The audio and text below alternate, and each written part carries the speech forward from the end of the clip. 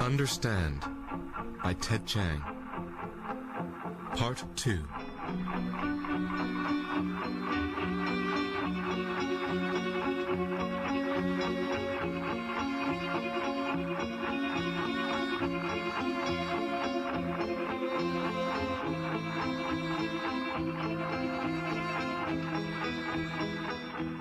The visiting doctor's name is Clausen, and he doesn't behave like the other doctors.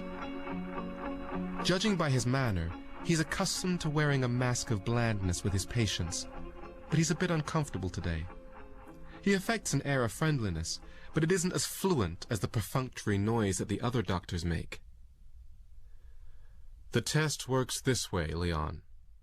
You'll read some descriptions of various situations, each presenting a problem. After each one, I want you to tell me what you'd do to solve that problem. I nod. I've had this kind of test before. Fine. He types a command, and the screen in front of me fills with text. I read the scenario. It's a problem in scheduling and prioritizing. It's realistic, which is unusual. Scoring such a test is too arbitrary for most researchers' tastes. I wait before giving my answer, though Clausen is still surprised at my speed. That's very good, Leon. He hits a key on his computer. Try this one. We continue with more scenarios.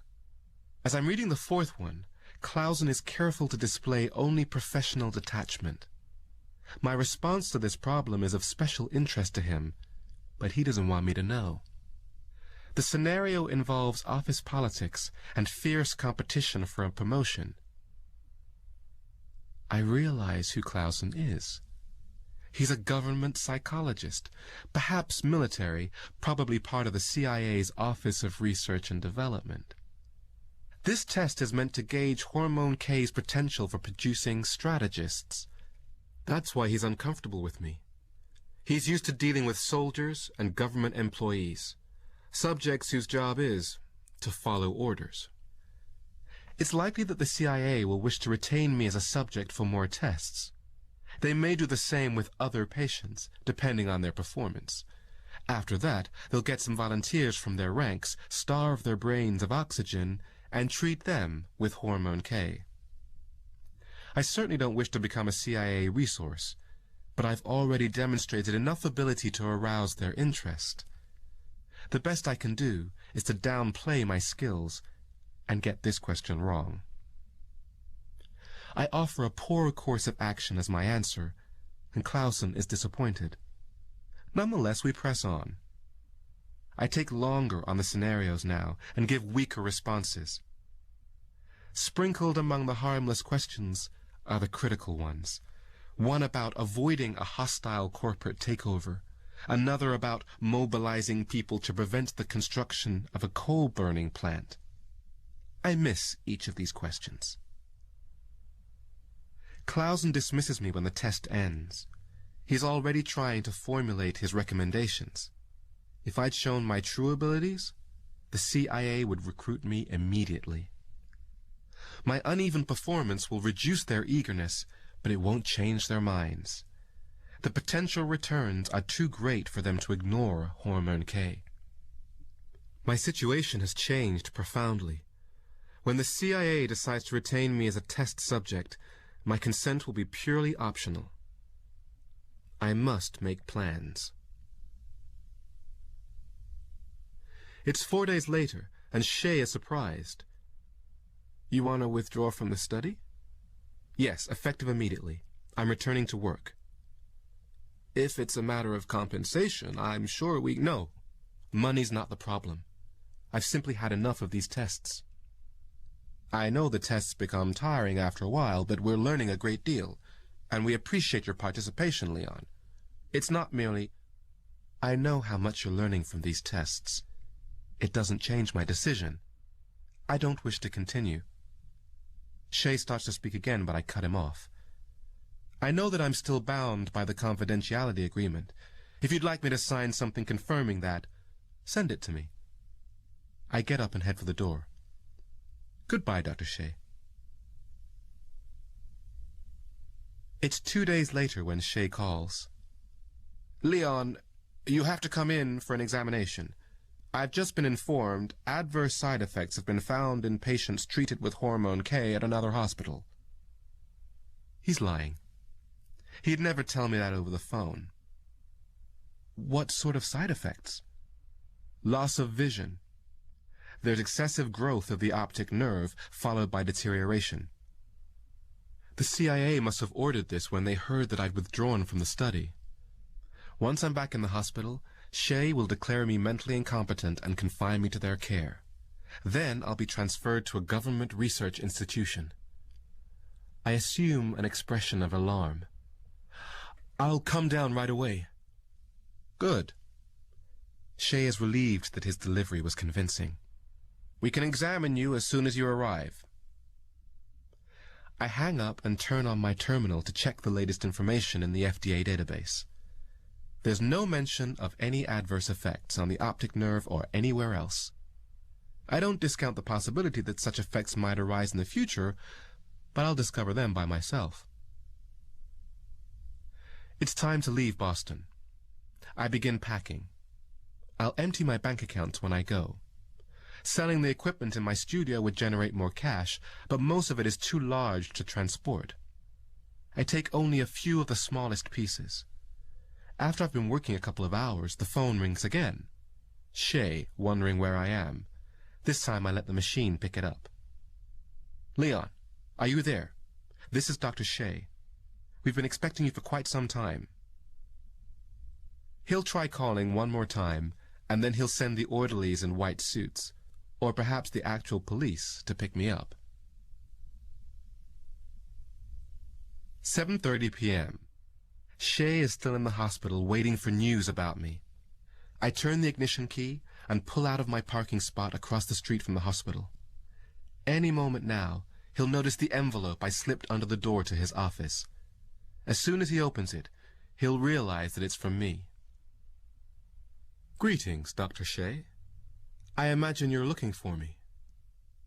A moment of surprise, but no more than a moment. Then he'll regain his composure and alert security to search the building for me and check all departing vehicles.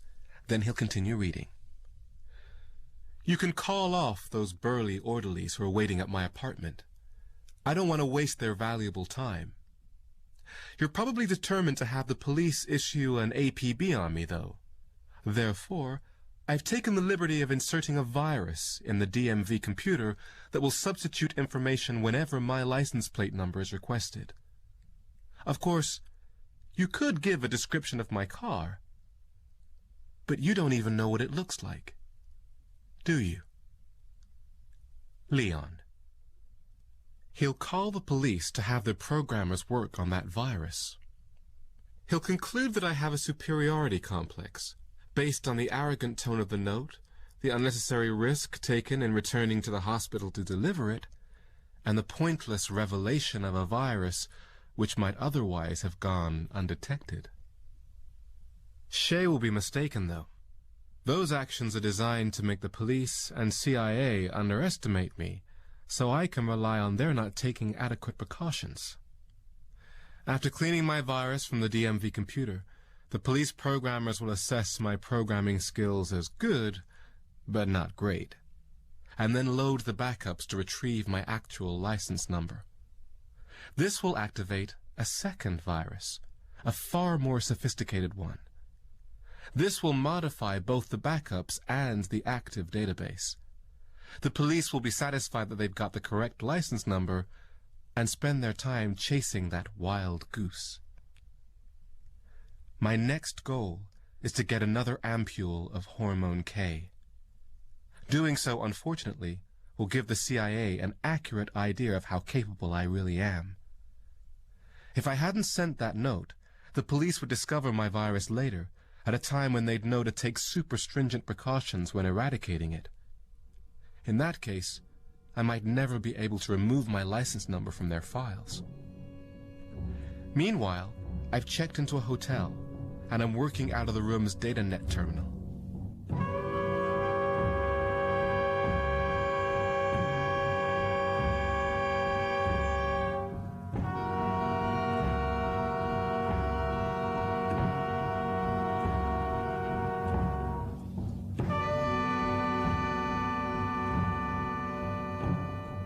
I've broken into the private database of the FDA. I've seen the addresses of the hormone K subjects and the internal communications of the FDA. A clinical hold was instituted for hormone K. No further testing permitted until the hold is lifted. The CIA has insisted on capturing me and assessing my threat potential before the FDA goes any further. The FDA has asked all the hospitals to return the remaining ampules by courier. I must get an ampule before this happens. The nearest patient is in Pittsburgh. I reserve a seat on a flight leaving early tomorrow morning. Then I check a map of Pittsburgh and make a request to the Pennsylvania Courier Company for a pickup at an investment firm in the downtown area. Finally, I sign up for several hours of CPU time on a supercomputer. I'm parked in a rental car around the corner from a skyscraper in Pittsburgh. In my jacket pocket is a small circuit board with a keypad. I'm looking down the street in the direction the courier will arrive from. Half the pedestrians wear white air filter masks, but visibility is good. I see it 2 intersections away. It's a late-model domestic van, Pennsylvania Courier painted on the side. It's not a high-security courier. The FDA isn't that worried about me. I get out of my car and begin walking toward the skyscraper. The van arrives shortly, parks, and the driver gets out. As soon as he's inside, I enter the vehicle. It's just come from the hospital. The driver is on his way to the 40th floor, expecting to pick up a package from an investment firm there. He won't be back for at least 4 minutes. Welded to the floor of the van is a large locker with double-layered steel walls and door. There's a polished plate on the door.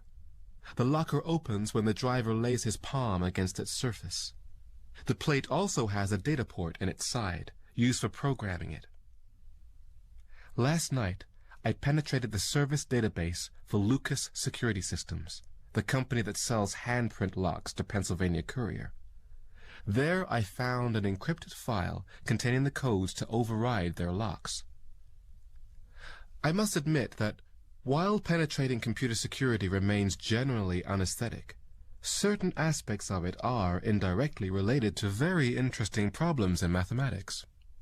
For example, a commonly used method of encryption normally requires years of supercomputer time to break.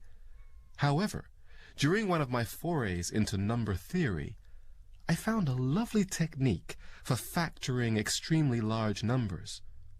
With this technique, a supercomputer could break this encryption scheme in a matter of hours.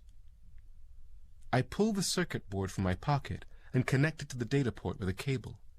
I tap in a 12-digit number, and the locker door swings open.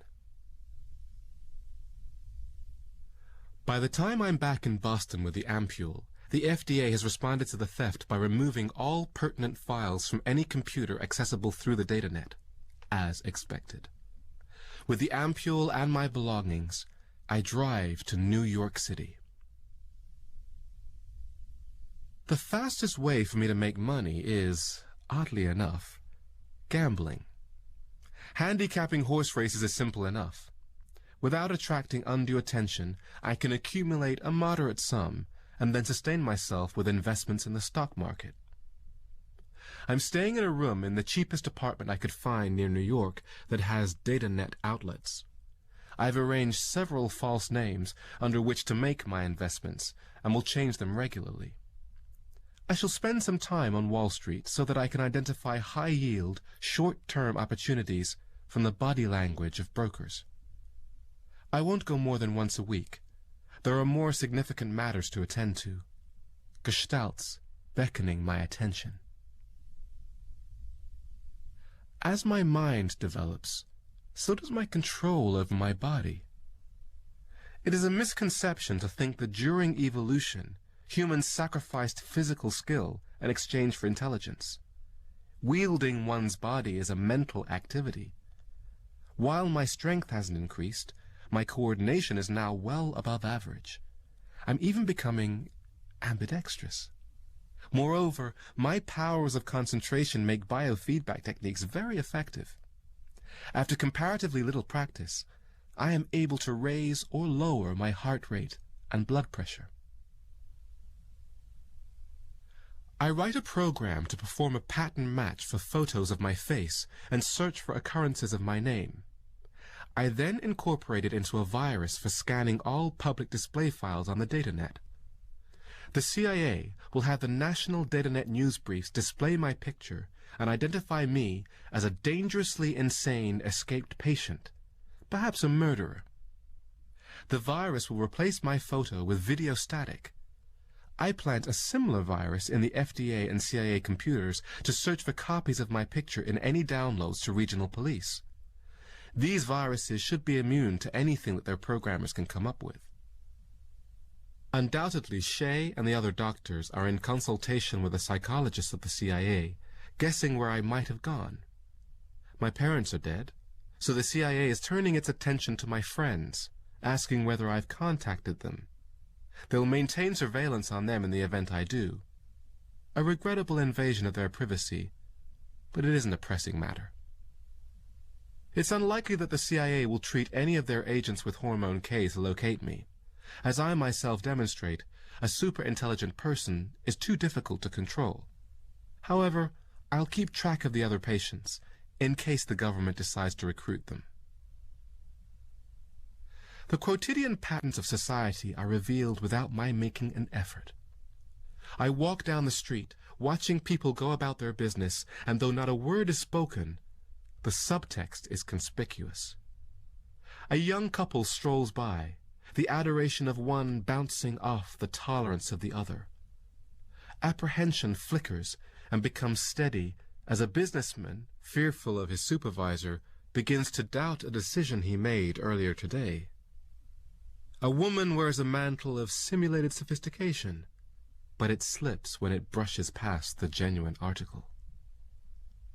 As always, the roles one plays become recognizable only with greater maturity. To me, these people seem like children on a playground. I'm amused by their earnestness and embarrassed to remember myself doing those same things. Their activities are appropriate for them, but I couldn't bear to participate now.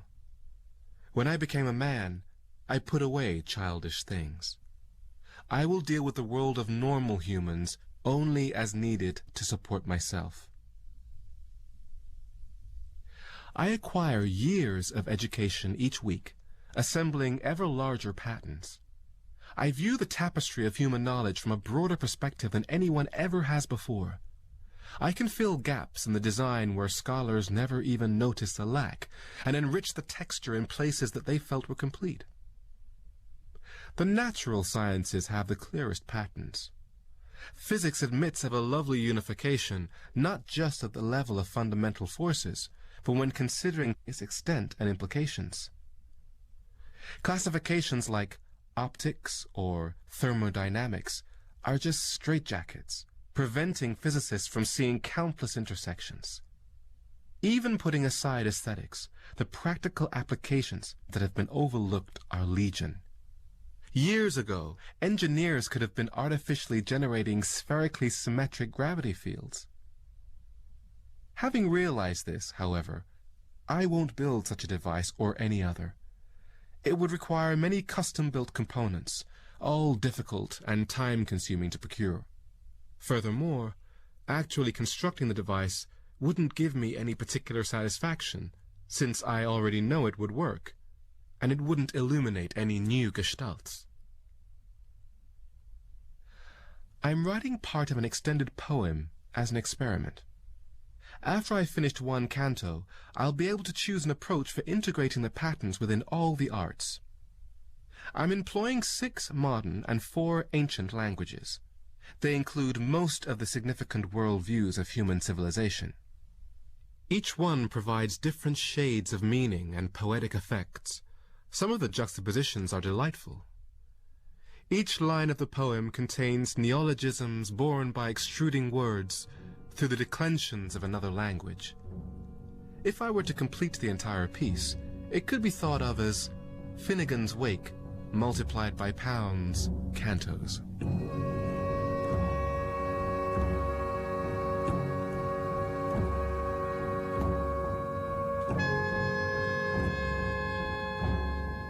The CIA interrupts my work. They're baiting a trap for me. After 2 months of trying, they've accepted that they can't locate me by conventional methods, so they've turned to more drastic measures. The news services report that the girlfriend of a deranged murderer has been charged with aiding and abetting his escape.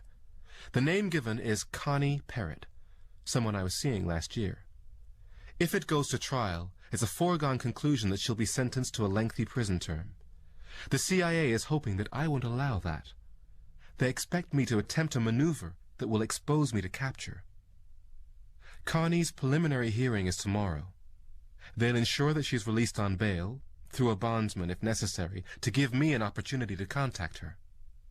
Then they'll saturate the area around her apartment with undercover agents to wait for me.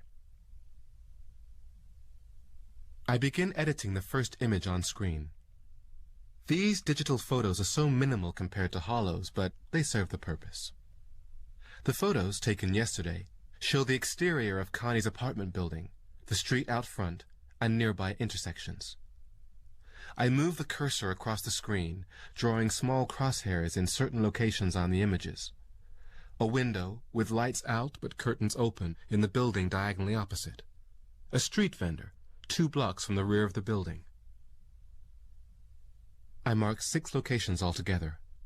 They indicate where CIA agents were waiting last night when Connie went back to her apartment.